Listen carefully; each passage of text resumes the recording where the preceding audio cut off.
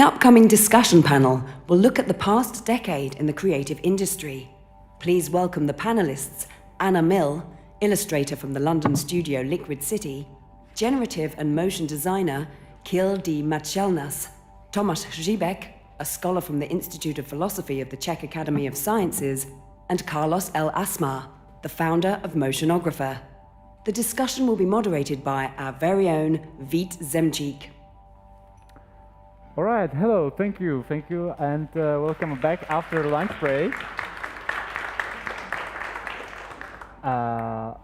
Just first information, Tomáš Žíbek just let us know that he's unfortunately not able to make it today, so we're just going to be four of us in this panel. But we have you, and I hope you have a lot of questions prepared for the panel as well. And I think it's going to be interesting, I think 45 minutes talking deeply about the past decade in creative industry and maybe the upcoming one. First, practical information. Feel free to use this URL here, if you can see it, machine.movo.cz/ask. And you can put up there any question you would like to ask anybody from the panelists. I will then decide which one we use and put up on the screen. And I would like to start this discussion panel with a bit of a personal approach. And I would like to ask each one of you, what were you doing 10 years ago, and how does it differ from what you're doing at the moment? Shall I start? Yeah, you can start. Each one of you can get your own microphone. Is it going? Yeah. Yes, okay. Okay, so 2015. Yes. So I was working on a comic book. It was 8 years of work, so I would have been just over halfway through, which means I would have been feeling really bad about everything because it was a project that was meant to be 3 years long. And so I was very, very long overdue. And yeah, I was working completely differently, working pencil and paper, not digital at all. Feels like actually a lifetime ago. Cool. Yeah, I was 10 years ago teaching at the university in Maryland Institute College of Art and Design in Baltimore. And I was teaching, starting to learn motion stuff. I had come from a kind of illustrative design background, and I kind of thought that's what I'd be doing, but I was playing around with motion, and in order to teach it, I had to learn a lot of it. So I think 2015, I was starting to learn After Effects a little bit more, teach some of those tools, teaching typography classes, stuff like that. And that was also when my first son was born, which I know you also have a 10-year-old. So yeah, wow, 10 years ago. All right. Carlos, how about you? In 2015? Yeah. Well, I didn't have time to masturbate in 2015. I was working in the branding and marketing of the Olympics, the Summer Olympics, the presidential elections, doing F5, teaching at NYU. Do you want me to tell you more? No, yeah, I barely slept in 2015, you know, doing all those things. So, and I was in a little bit of a personal breakup with my husband. So it was a tough time, but a lot of work at the same time.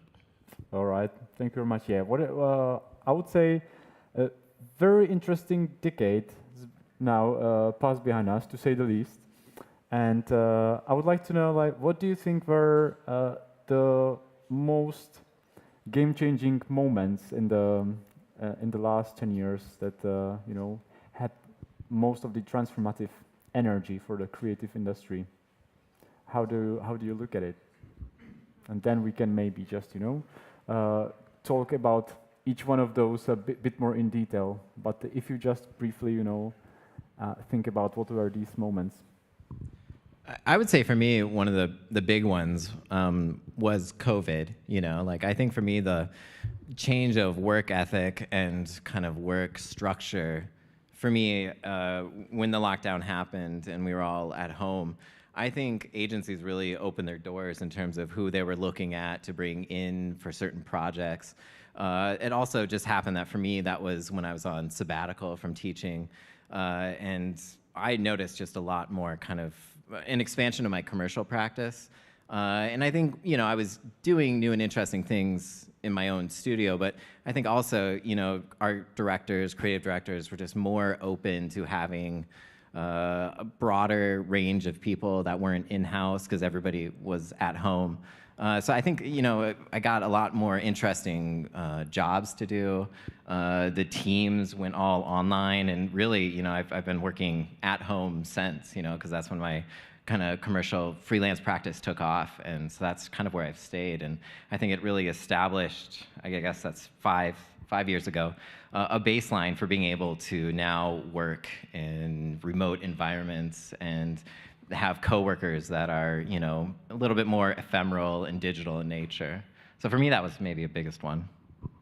I think it also feels like collaborative tools in general really took off in that time as well. Like, I think probably with a big push from COVID, everyone, had kind of like shared drives and things, but like particularly sort of live collaboration, things like Figma and just being able to kind of pass design information really quickly, like instantly and live between people who weren't just sitting next to each other. It feels like a big change. And that's the sort of kind of, I guess that's the sort of happy side of it. And then I feel like there's a lot of AI terror as well. Well, AI optimism and AI terror at the same time. It really feels to me like a big new change.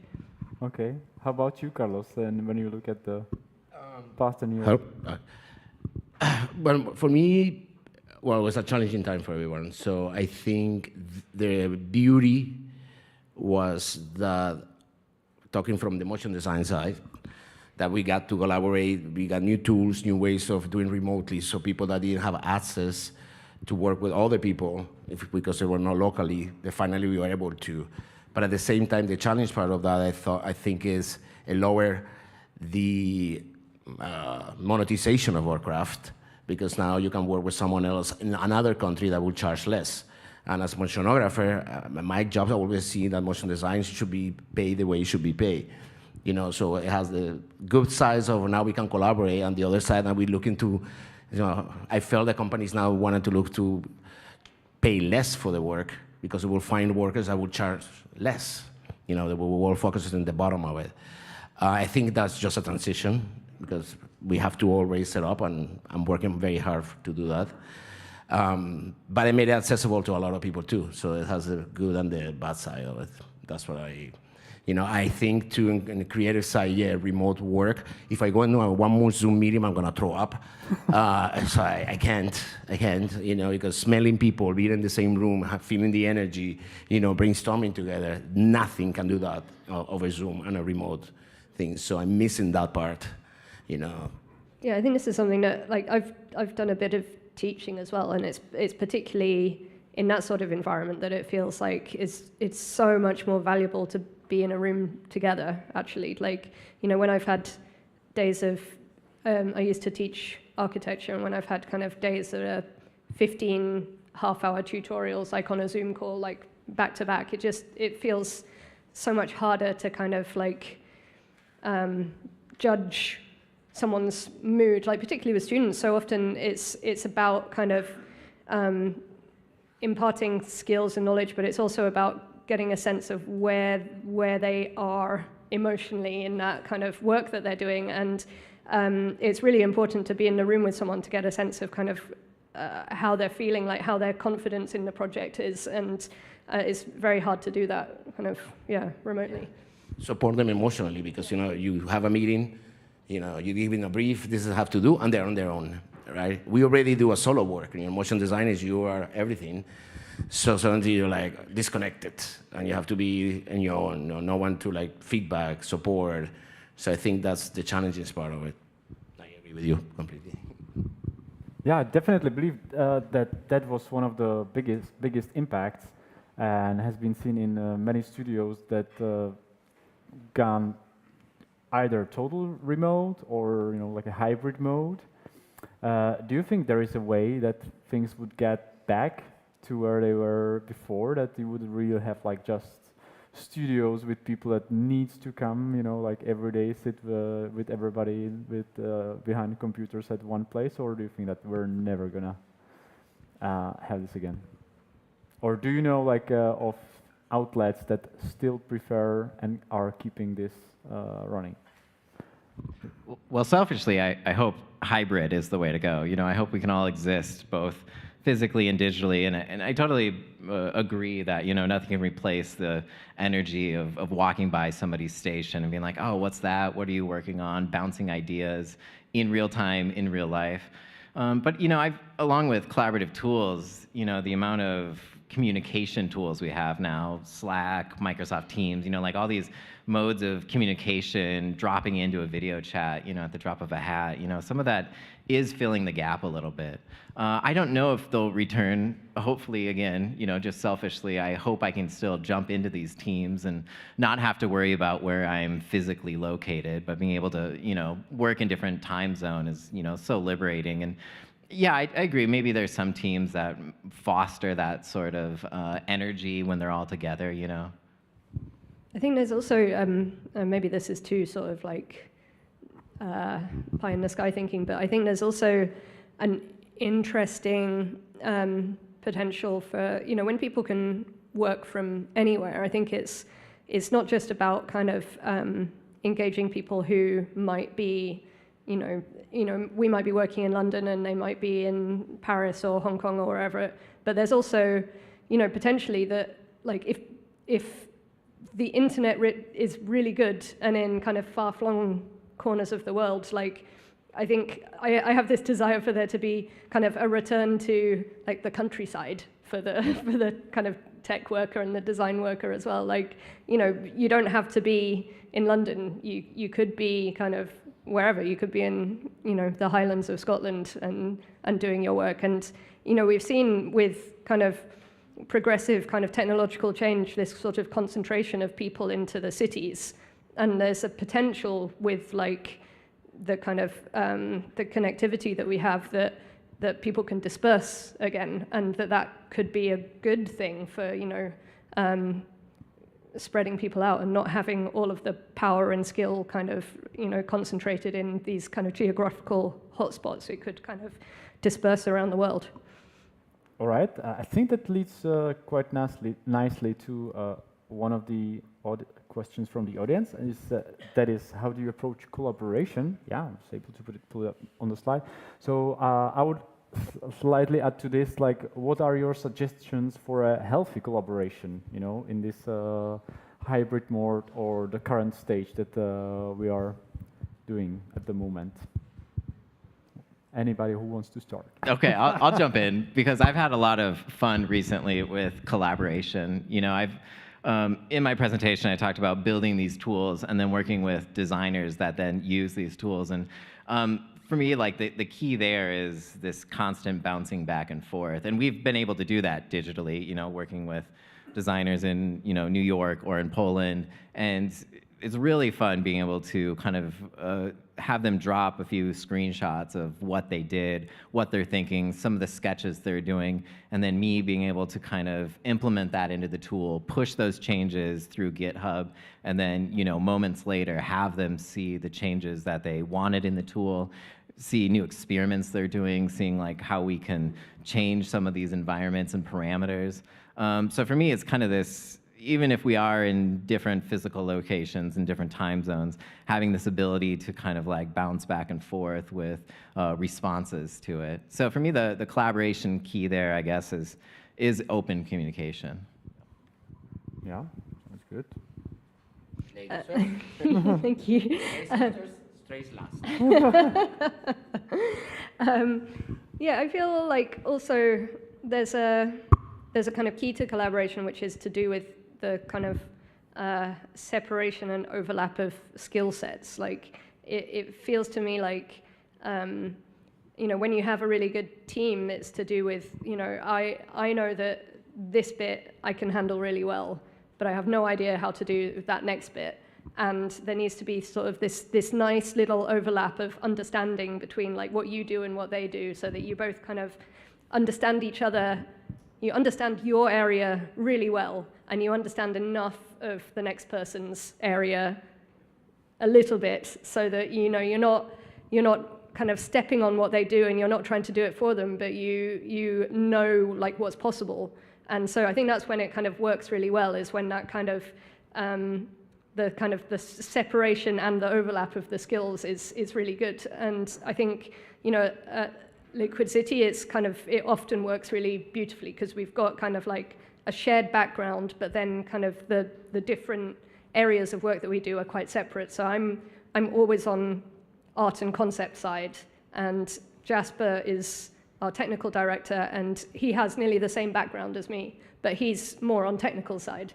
So we've got this kind of shared basis of kind of art and design and architecture and spatial understanding, but our spheres are different, so that we can like hand over between each other really nicely. Mm-hmm. Well, collaboration, how do you approach collaboration? Presential or virtual? Because that's very two different ways of doing it, right? I think now that we're working in this hybrid, what I try to do with my team using Slack is not just collaborating, we have the project and he does the color correction and the other one does the editing, is that the editor guy teaches the color corrector how to edit. That's the environment. I always tell everybody in my organization, we are a teaching department, and that's been a challenge, how we keep teaching each other and learning from each other when we're just not focusing on the project. So we created the way we approach collaboration. I made myself sure that we have a Zoom meeting with the group, if I feel that one of the person is not feeling well, to meet with them and figure out how they're feeling, and about the scary thing about doing this new project.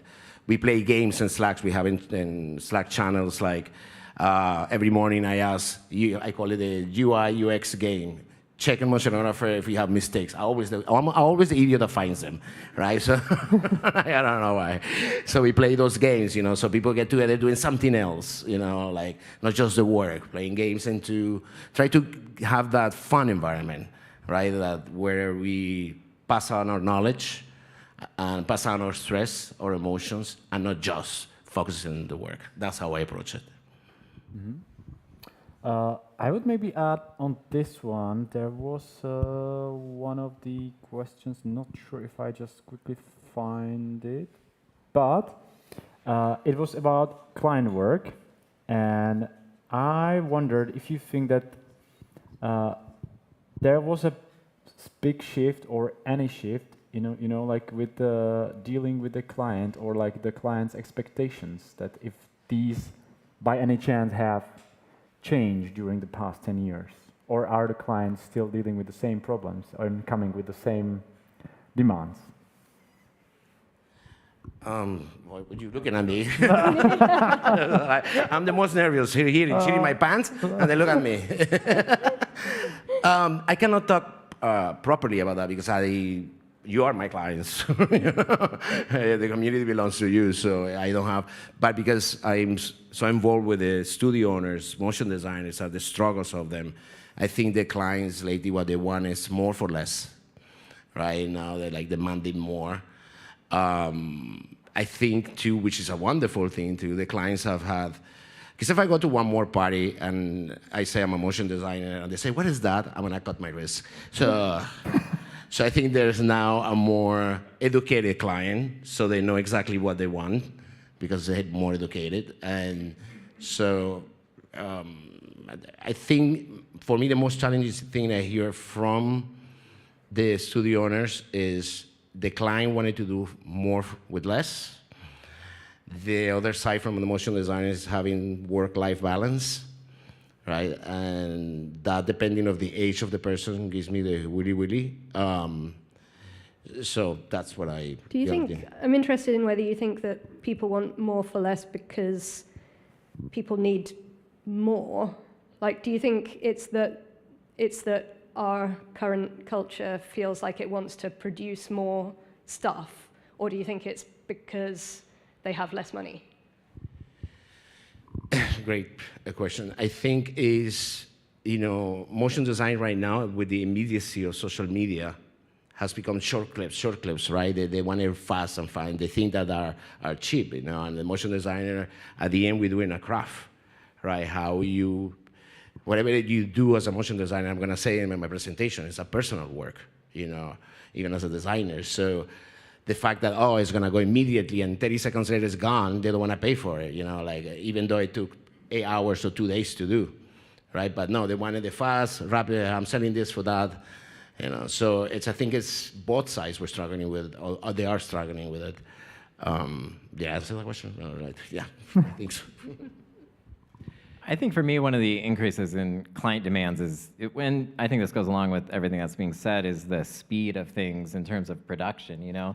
Like, yeah, they want it, you know, a lot and cheap, but I also think the speed and like, everything seems to be an emergency and need to go really quickly, you know? And I'm thinking like, why didn't these project managers plot enough time for these things, you know? Like, we knew it was coming, and it just feels like everything is on fire. And maybe that's a strategy by project managers to like get them done on time. But for me, the speed just seems like so fast for like when things are coming. And, you know, depending on your workflow, you can or cannot accomplish that. And then if you can't, then they're on to somebody else that says that they can. And then your like, you know, ability to just take a breath, you know, is really diminished. Yeah, I think for me, I feel like I find it quite hard to answer the question, because I feel like I've had kind of different, you know, I've had different jobs that, you know, have either insulated me or kind of put me in direct contact with client in different kind of sectors. So at Liquid City, we've only been going for 3 years, so it's kind of hard to have kind of seen that much change. But I think there definitely does seem, I think especially because we're kind of, you know, we set up as like a VR, AR focused agency. Well, actually, we don't call ourselves an agency, we call ourselves a studio. But it definitely felt like there was more money 3 years ago.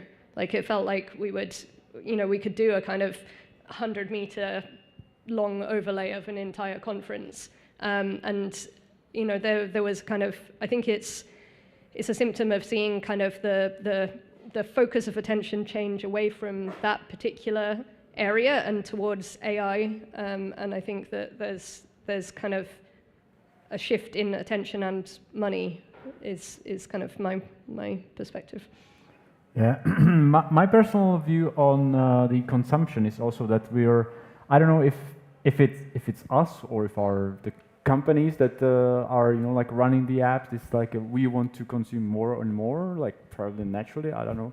But what I really liked, one of the latest features of Instagram is the ad break.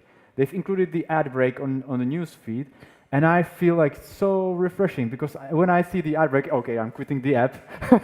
So I don't spend like on the continuous scroll, you know, like finding more and more pieces, and I just, you know, leave after 3 posts. Amazing feature, I'm really loving it. So I don't know if that was intentional, but it works really well for me. This leads to, I think, a question that could be, you know, like asked anytime.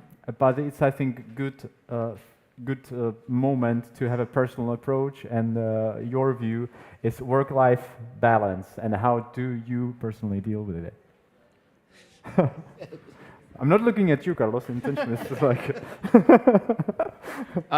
Yeah, well, I mean, I think this is something that plagues all of us, because if you love what you do, you never work a day in your life. But then also, you're never not working, you know? And I think for me, that's the key thing, is like, if you like what you're doing, you sit down at your computer and you're doing all this stuff, and you're like, oh, this is so fun, this is so great. And then you don't really have a moment where you're looking for it to not happen. And so then, rather than it being kind of the peak of working and the trough of, you know, getting off work, you kind of just are at this constant plateau of wanting to do it and existing in this world of doing what you love doing, and you don't really turn off. And I work from home, and so there's like no commute. There's no transitory period between this is well, I guess there is. It's like me walking down a flight of stairs, and then I'm in home life. And you know, that's no way to transition, right? Maybe I need a severed innie, you know, going up those stairs. But, you know, it's like for me, always kind of existing with that in the back of the mind. And then if, you know, you get like a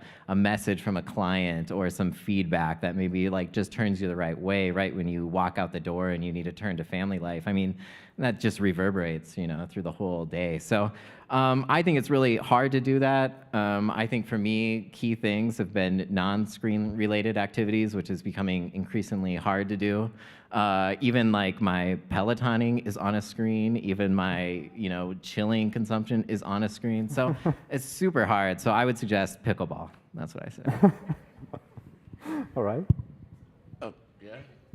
Well, for me, the work-life balance is a sore subject for me because I have been a teacher in NYU. I have dealt with freelancers, creative directors in America, in Europe, in Asia. So every continent, every culture has this sense of what is work-life balance. I used to say that in America, especially in New York, which is my husband, we live to work. Right? I love Europe, where you work to live. Right? I don't know if you know the difference between the two. Right? I've been lucky enough to live in Barcelona for 2 years, back and forth from New York, and I love Spain, but I don't know what they call work. You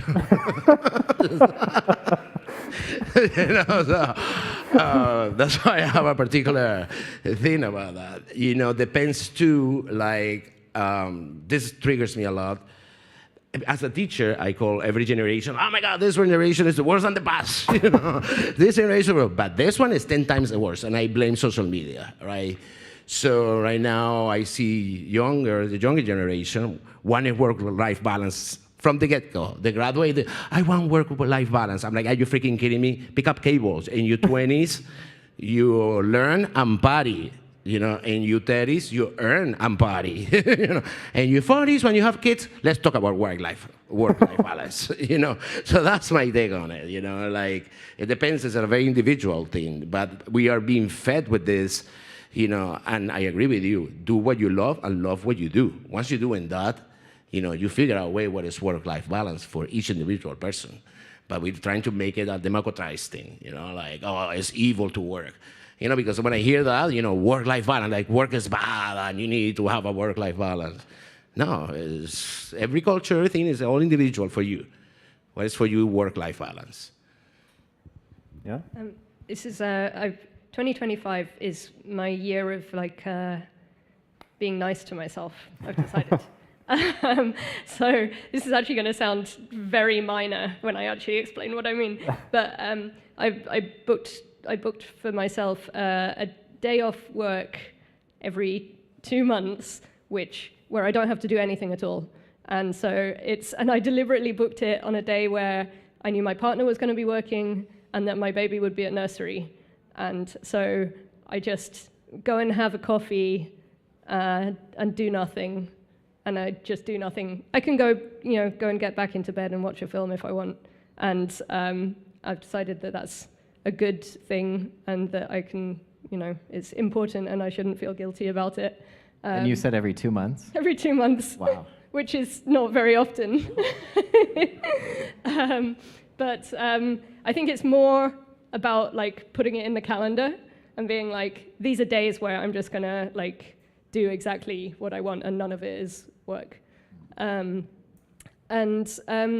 think the other thing I was going to say is maybe like a slight riposte to what you just said, which is that I really find that the younger people in the office have an attitude about work-life balance and kind of protecting themselves from the demands of work that I actually am quite envious of. And I feel like I wonder if the sort of working too hard kind of attitude is something that's going to become like the kind of is going to become something that's like our kind of dinosaur attitude, like that generation's going to see it as the kind of weird ways that people used to behave, like we see that for kind of the 50s nuclear family or something. They're going to think like why did these people drive themselves to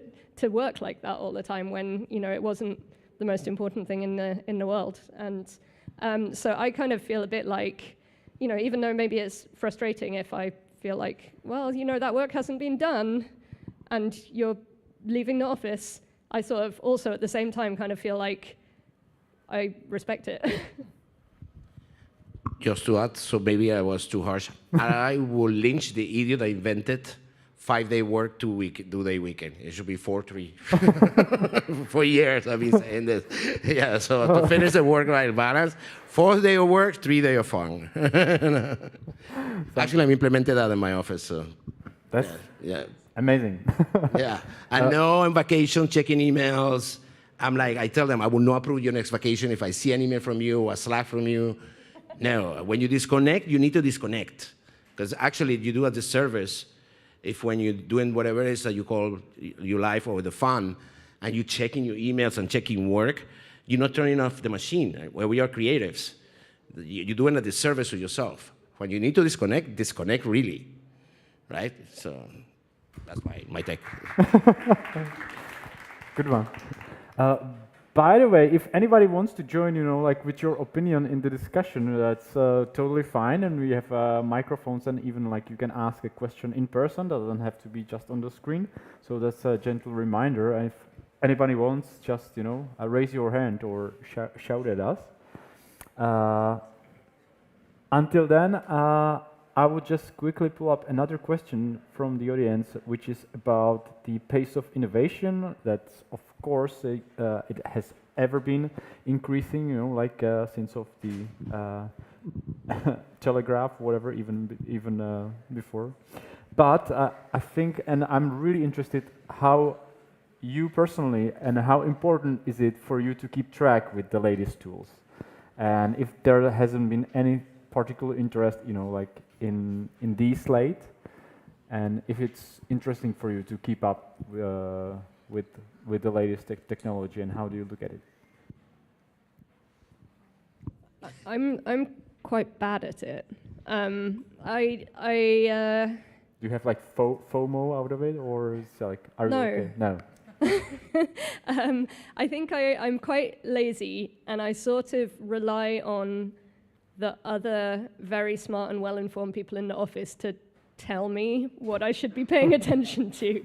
And I think it's partly to do with this kind of work-life balance thing. Again, it's I want to do my work and do it really well, and it would be fine if I had an hour that was scheduled in my work time that was for scrolling the internet and finding out about stuff, but that's not really how my time works.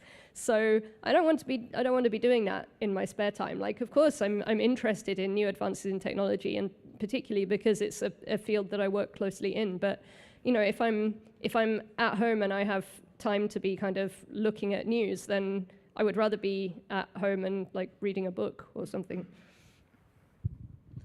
I cannot talk properly about it because I haven't sat and do an animation or sat on After Effects in 20 years.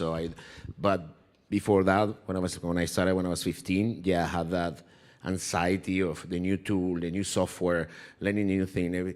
I started in Cosa, later changed it to After Effects, and later 3D, which was another science fiction movie. I understand the anxiety always be with the latest tools, but I can talk properly now. The only thing I can mention based on the anxiety of the community in motion design from motion graphics perspective is with AI. The AI tool, how to learn it. For me, it's I call ChatGPT Pepe, my boyfriend.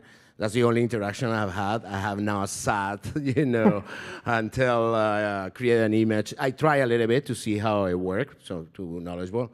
But I feel that tool in particular, it's the one that's creating the most anxiety. I feel that half of the industry feels it's the devil, and the other half feels it's Jesus, right? So right now we're in that phase. It's gonna be like another tool. I think it is, now in motion graphics we try to differentiate between what was done completely in AI and what was done in traditional motion design. And I told Fermin, the editor-in-chief, I told him, we started a year ago, give it 6 more months, And AI is going to be like another credit, because it's never going to meet a superpass or human imagination. It's just another tool. Even if we feel that anxiety, done. Just that anxiety is beautiful. It means that you want to learn. You want to be ahead. You know, don't let it take it over you. That's what I learned when I was doing it. Yeah, I think keeping up with tools is important. I think I always struggle with it because I have a background of a BA in art where it was like heavily about craft and like really learning a tool and investing yourself and mastering that and doing things over and over again. And then I kind of brought that forward into all these other areas where it's like, okay, well, I want to learn motion. I need to thoroughly learn everything about this. I need to become a master of it. And I think at some point, I just needed to let that go and realize that, you know, there's so many fields to dip your toes in that you don't have to be a master in all of them. You know, maybe it's more about, at the end of the day, you know, like executing on a vision. So if it means downloading Cavalry for one thing, then we do that and we watch the tutorials, and there's so much documentation out. So it's something I love to do, but I still struggle with the feeling that like every time I immerse myself in a new area, that I'm totally inadequate in it, you know, and sometimes there's an AI tutorial there or a demo or a prompt you can ask to learn some more of these things, which has been super helpful. But I mean, yeah, it's my list of things I want to learn just gets longer and longer every year, and I never tick them off, you know. So yeah, it's important, but a constant struggle. I feel like though we need you and we also need me in the creative world. Deal. because I think that it is really important, and I think that like people who can turn their hand to anything and have the motivation to kind of keep up and kind of dabble in lots and lots of things have this amazing ability to kind of like connect the dots across all kinds of different kind of tools and technologies. But I think that we also we do need the kind of master craftsman to still be there. I'm not calling myself the master craftsman. I mean, I'm calling myself the lazy kind of one skill person. And I think that my worry is that, you know, if we all become people who can do a bit of everything, then you still need some people who are the sort of kind of deep knowledge raiser on like a particular thing to be able to say, yeah, it's great that you did all of these things, but like this bit of it is not good enough. Like I think we need both of these all the time. Yeah, 100%. You know, I think when I'm being a tourist, you know, in all of these different avenues, you know, as soon as I leave, it's entirely forgotten, you know, and the next time I have to do it, it's the same Google searches over, it's the same prompts, and it like entirely leaves my brain, which is not great and not efficient whatsoever. So like an immersion in a field, totally, I wish we would all have the time to do those things, and maybe there's some sort of time-bending technology ahead of us, but you know, I would love, that level of craft, and I totally appreciate it, yeah. Right, now just a slight question to the direction of the screen. I had a video prepared, if we can put it up on the screen. It's a little bit of a blast from the past that I wanted to share with you. So I hope we have it ready. If not, we can just continue the discussion, but I would like to get it there. Oh yeah. The way we communicate is changing, and we're using way more visuals to communicate, and we're going to in the future.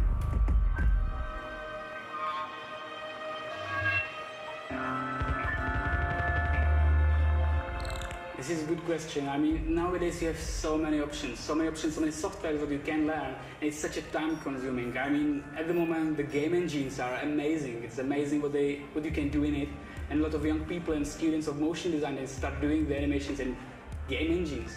I can imagine that in a few years, everything that I learned so far will be like no value. It will have no value. I think the future is the virtual reality.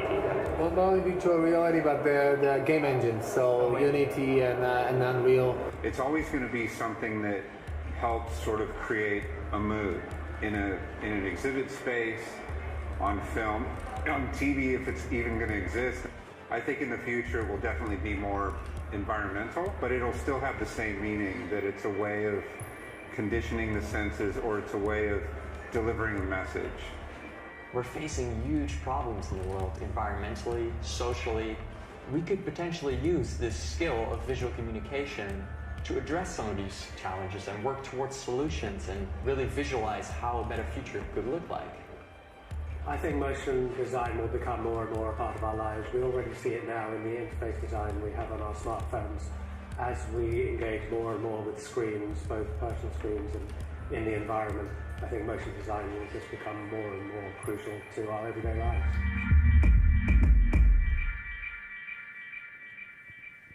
Okay, so that was actually from the very first edition of MOVO from the 2015, when we asked a question of our speakers back then, what is the future of design? Yeah, nobody back then thought of AI, generative AI, and things like that.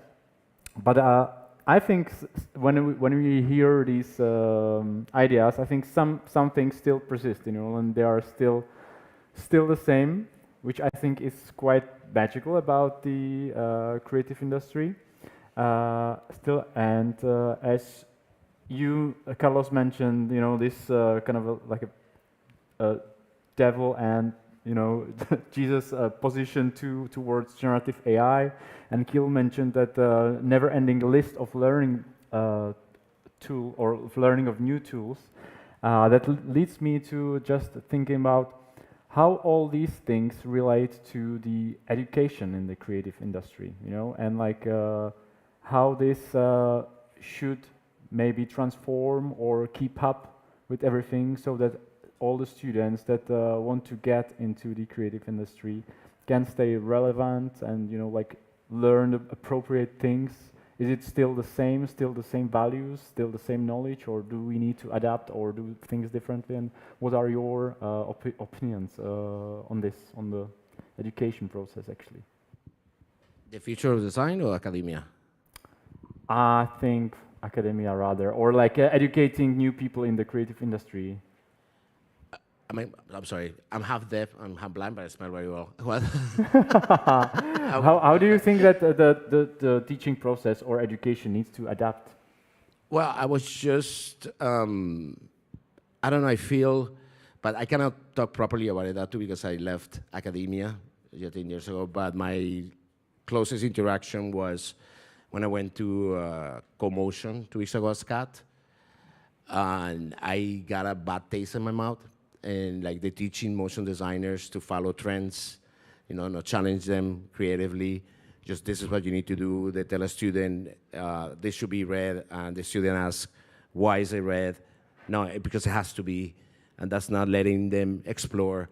Because at the end, I said it before, if you talk about the future of motion design, that question is so loaded. Every 10 years, they ask the same thing, but motion design, at the end, I think the future is more empathetic doing motion design because it's our connection and interaction between screens and interfaces, and especially with AI.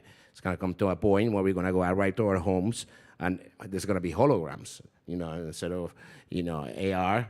It's going to be like you're going to be interacting with your own home with motion design. So the more empathetic, the future of motion design is making it more empathetic in a human level for me. Forget the tools, forget the new colors, and in academia, I feel that they're just trying to follow trend, you know, the stress of this, you know, immediacy. I need motion design because social media has to be done fast. You know, they're forgetting the soul of the creative. Because like I said before, motion design is a personal thing. Even if you have a Nike brief or you're doing it just to express yourself, at the end, the work you do, guys, is very personal, right? So in academia, my little taste that I got. I cannot talk properly here. I think you guys know more. You're a teacher. I love it. So you can take it from here.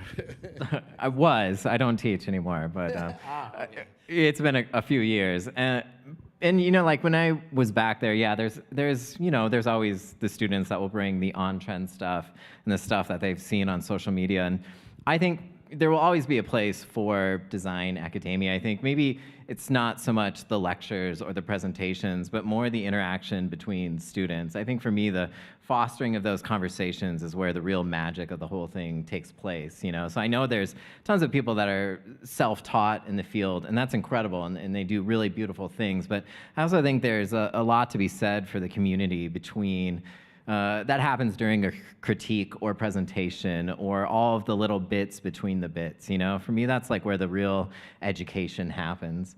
And in addition to that, like how technology plays into it, I think maybe the most beneficial lessons when I was in school was the teaching how to learn, you know, rather than the final thing, teaching a student how to like be open to the fact that they will not walk out knowing everything. So not knowing all of the technologies, but the instilling on them the desire to want to learn that stuff and not thinking, this is it, I've got all the tools, but more like, I don't know that I have, or I know I don't have all the tools, and kind of giving them this thirst to encouraged to like want to be able to embark on more journeys post-education. And I think now that's maybe more and more important to have this community, but then also to have a desire to continue learning even post-graduation or whatever education. Yeah, I think to kind of specifically address any kind of like looming like AI tool stuff in education, I think that it just has to be kind of folded into to how people are learning, because there's no point in kind of banning people from using it when, you know, when they get out into industry, they're going to be able to use it anyway, and everyone around them will be able to. So I think it's more about like teaching people kind of to kind of know on what level it's useful. Like, you know, it doesn't feel like it's good to use it. You know, if you can just say, you know, generate me a sort of, you know, I can't think of an example now, but like, give me a 4-second ident with a red circle and a triangle and make it funny, and then it does the thing, then, you know, you're not making the decisions on a granular enough level for you to be A, learning, and B, feel like you're the author and the creator of that piece. But I can see kind of, you know, if that's just a kind of like shortcut to like a wider, bigger idea that you've got, and in which you are really making sure that you're in control of the creative process, and all of these things are just tools that you're completely in control of, and you've got this kind of granular understanding of like what you're asking it to do and why you're asking that of it, then I think that should become part of the process. All right. Do we have any question in the audience that you would like to ask personally? Yeah? We do. Can we get there a microphone?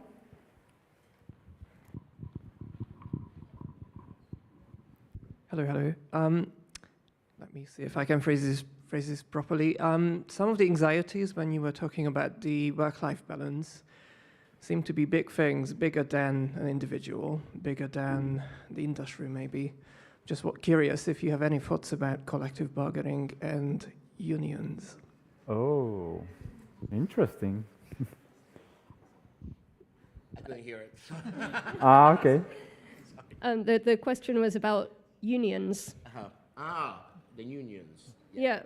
I think I'm pro union, but I don't know what union I could join is the problem. There was a movement, you know, as someone who's come from the architecture industry, there was a movement in the UK, I don't know if it was worldwide, but there was a movement for architects to unionize, which was very, very interesting. And I followed it quite closely, but as someone who is now not in the architecture industry anymore, I'm not quite sure what happened with it and what the benefits would be. But it seems like a very important thing to be able to kind of allow people to be able to kind of collaborate together, to be able to have the kind of collective power to be able to influence decisions that otherwise they're not able to kind of have any say over? Do you want me to throw the atomic bomb right now about unions? Do you have time to talk about unions? I've been crucified, chased down by unions because of working in corporate America. I worked first in Disney, and the union, I will always feel, oh my God, I'm warm. They put my voodoo doll in the microwave, right? Unions will hate me. And on NBC Universal, the same thing. I believe in unions because what happens when you create unions is some evil force that you need to protect yourself from. Yes, I understand it comes from the 20s, factories, overworked children, all of that. In a creative world, unions, right, instead of like unions, I think associations is what we need. And Mustafa has been working on to creating a motion design association, that protect each other, right, create best practices booklets, helping each other. A union per se, it has a feeling that you have to protect against something evil, right? Something that is bad. Yes, there's place for unions right now, like factories and all that, but in the creative world, I think constrains the creativity instead of protecting it, protecting the employee. I still have to develop more of that. I did even my thesis about that. So there's a place for unions. I don't think for creative world, in my opinion. I think my biggest fear with AI is not so much what it means for a creative working, but more for the larger budgets and the higher ups. And so I think if a collective bargaining approach can somehow help protect against that, then I think for me that's the most kind of protection that I would look for, because I think all this anxiety about jobs and how much will be gone towards AI, for me that comes down to like, well, what can a group of creatives do about that? And maybe for me that's where I would see a benefit for it. But again, I'm just me, so I'll unionize with myself. And all right. Thank you for the question. Thank you for the answers. I think we're going slightly towards the end of the discussion panel, and I would like to end it up with this one, I think, which says, what is your biggest failure and regrets of the past decade? And I would maybe just to cheer it up a bit on this and end up with a light mood. What maybe was your biggest learning from the past decade as well? Based on your biggest failure. What would? No. I feel like this is going to be like one of those kind of things where you go to the interview and you said my biggest weakness is being a perfectionist, because it's basically going to be that. Like my biggest failure was definitely like embarking on a comic book and then going like 3 times over deadline, like taking 8 years instead of 3 years. I think I have a pervasive tendency to overestimate what I can get done in a certain time frame, and I don't think I've learned that lesson.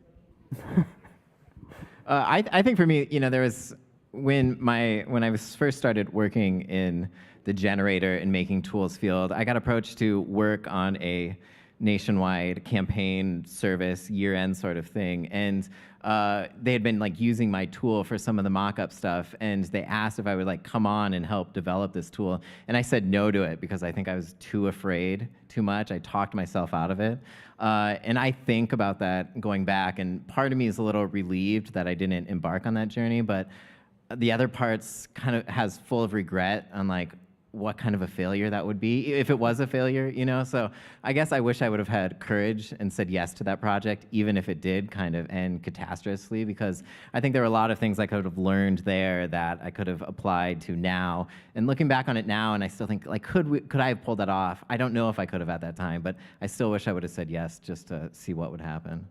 All right. That's a loaded one. I have 1,000,001 failures in the last decades. But I don't see them as failures. I see them as learning moments, because they made me who I am today. Without those failures, I would be here sitting. Regrets, I don't believe in regrets, right? I will if I think about regret, I would change some decisions I made that I'm still paying for now, right? But I don't regret them because, again, there's no failure. You feel like a failure, but years later, when you see it in hindsight, you are going to notice that that failure needed to happen to be where you are at that moment. So that was my spiritual crazy side. Okay, I think that's a great point to end up there. So thank you very much, Anna, Gil, and Carlos for the panel. Thank you, guys. Thank you.